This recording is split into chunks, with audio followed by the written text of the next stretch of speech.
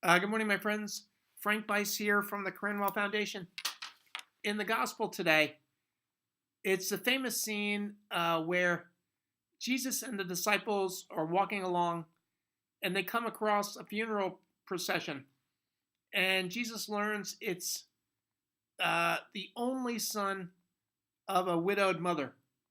And it says in the story that Jesus is moved by compassion and he goes over and helps the deceased young man come back to life, and he returns the boy back to his mother.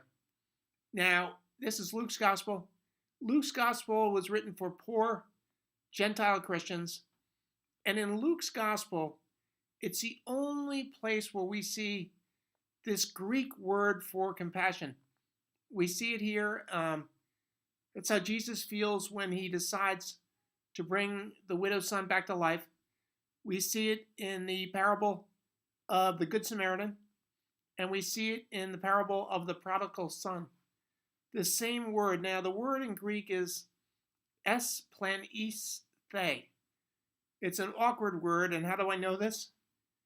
Well, I had to take 6 credits of New Testament Greek at Yale one summer. It was absolute torture. 6 weeks of this all day long.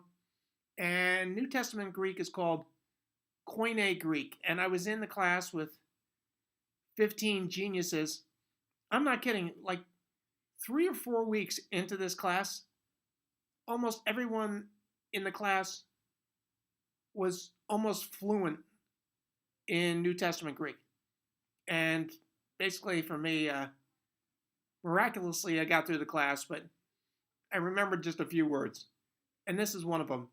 And basically the word for compassion in this context, it's like a deep, deep gut level ache, a pain you have in your stomach because of the empathy you feel for someone's situation.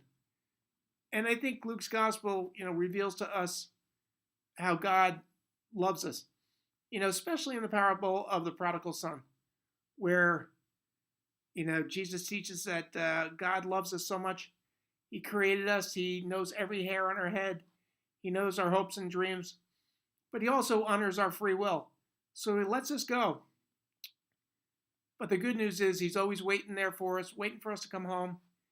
And he can't wait to throw his arms around us and bring us back into his kingdom. So today, let's remember, we have a God of mercy that's looking for an opportunity to welcome us back home. And if we can live in that confidence, I think we can do great things with our life. Okay, God bless you. I hope you have a great day.